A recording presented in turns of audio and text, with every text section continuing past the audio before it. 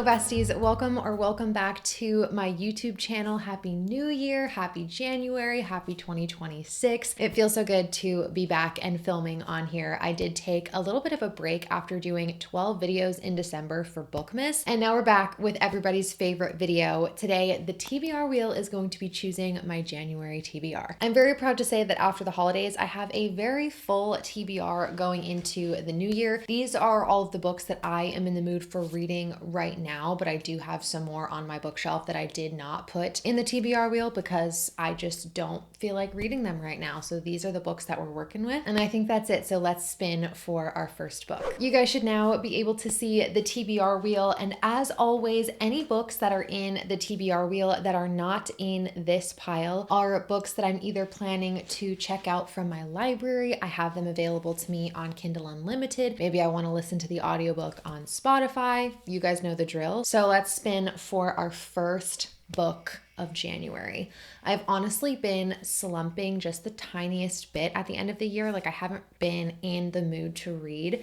And so being back and filming, oh, this is so good. Being back and filming, I just am really excited, and I'm hoping that this puts me in more of a reading mood. Of course, it's at the bottom of the pile. The first book that the TBR wheel has chosen is Percy Jackson and the Last Olympian, which is book 5 in the Percy Jackson series. I actually started my reread of this series in the middle of 2025 because one day I just had the urge come over me that I needed to read these books. Maybe it's because of the new TV series coming out, but I hadn't read these since I was probably 10 or 11 years old. I started just each month reading one book at a time, and in my December TBR wheel video, I'm pretty sure that this book did get chosen, but I did not get to it. I kind of said in that video that there's a few books that I probably wouldn't get to because there were other books that I was planning on reading for Bookmas. Like I had some reading vlogs already planned, and so unfortunately this is just one of the books that I did not get to, but I'm really hoping that I can do it in January because I would love to finish out this series and move on to another series to reread, either the second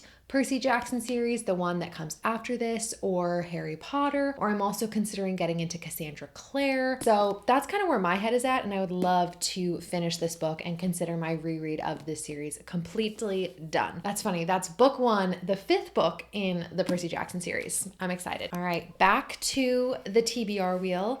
I am going to be spinning for 6 books today. That is my usual number of books that I like to spin for. It just feels like a good, comfortable number for me.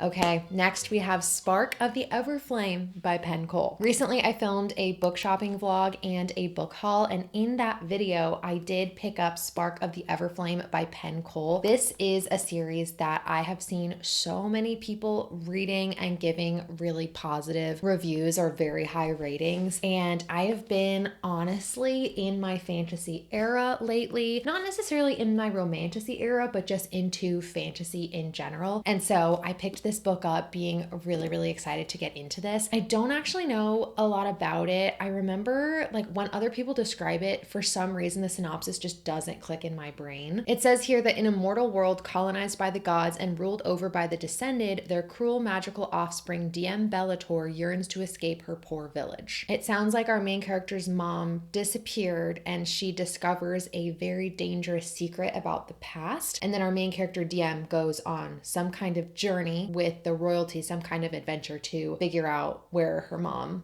went. Something like that. That doesn't sound like anything super exciting or super crazy, but I just trust all of my fellow book creators out there in the world, and I wanted to give this a shot. I'm excited. I love a strong female main character, so hopefully that's what we get in here. If you guys have read this book, comment down below because I really don't know any details, just that people really like this series, and that's what we're going with. We're going with vibes for 2026. Before we jump into book number 3, I did just want to mention that signups are officially open for my mail club for the month of March. If you guys are unfamiliar with me or my channel or my mail club, basically every single month I send my bookish pen pals from all over the world a letter in the mail that includes a bookmark, a word game, a newsletter on books coming out that month, and also a personal letter from me that's basically like a personal essay about something reading related. This is a letter that my mail club members have received in the past.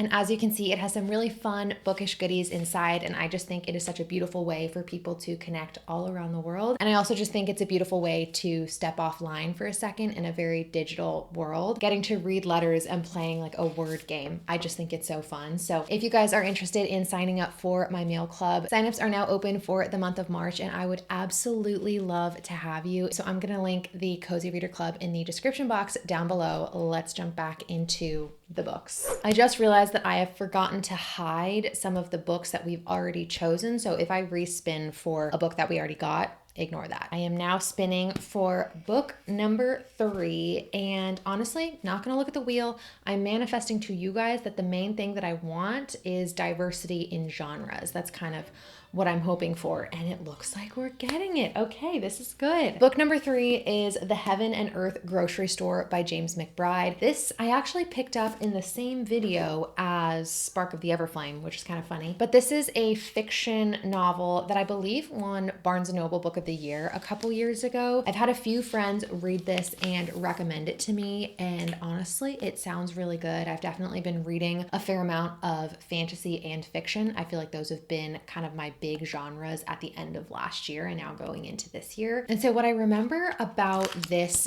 book, based on what people have told me, is I believe it takes place in a small town where the community or the workers, some group of people are digging up the foundations of a building and they find a body or skeletal remains, something like that. And I think like a mystery sort of emerges, but we also look at a lot of really impactful topics is what I've heard. Again, so sorry for the vague nature of this description. It's challenging because I have not yet read these, but I'm doing my best. And so at the end of 2025, I read the literal last fiction book sitting on my shelf. And so I really wanted to make sure that I picked up a couple new fiction, historical fiction, literary fiction to add to my collection, because I am definitely the kind of person who gets really sick and tired of reading the same genre over and over again. But I love so many different genres. I need to mix things up and keep it interesting for me to stay interested in the books that I'm reading. And so all of that to say, I'm really happy that The Heaven and Earth Grocery Store got chosen. I don't know much about it, but I am often of the mentality that the less you know, the better, because then your expectations aren't like set or you're not disappointed by anything. So yeah, I'm pretty happy about that book.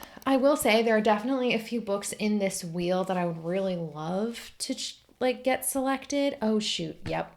This is what I thought was gonna happen. Yay, Heaven and Earth Grocery Store. No, I'm gonna hide that. I keep forgetting to do that. I'm a little rusty. I haven't filmed one of these in a while. So hid that option. We're gonna spin again. But yeah, like I was saying, there are a few books in here that I would really like.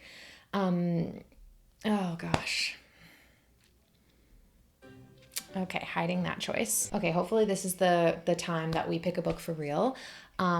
But I'm not going to put anything out there. I'm not going to speak these books into the world because half the time I am sadly disappointed.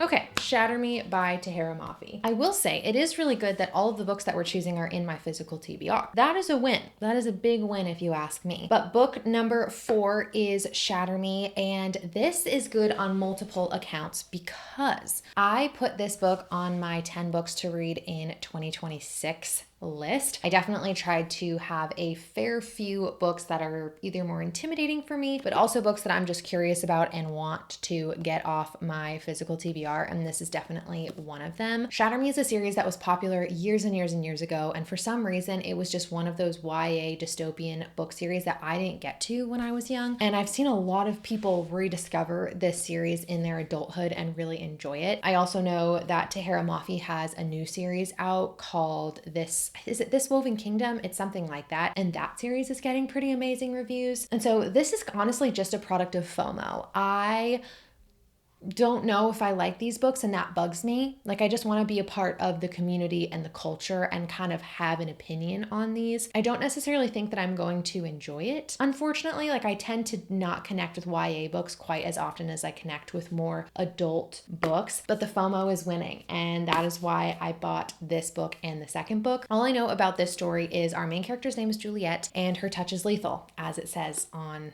the cover. I think she's like used as a weapon of some kind. She's like taken prisoner, and anything she touches dies. That is our next book, Shatter Me.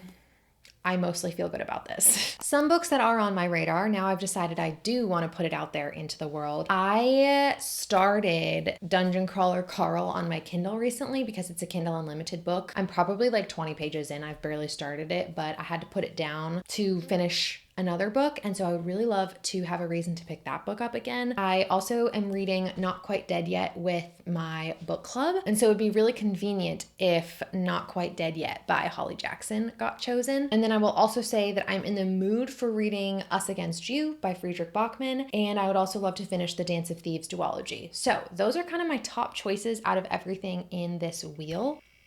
But there is an unfortunate history of me saying the books that I want and not getting them. So do we break the pattern right now? Stop.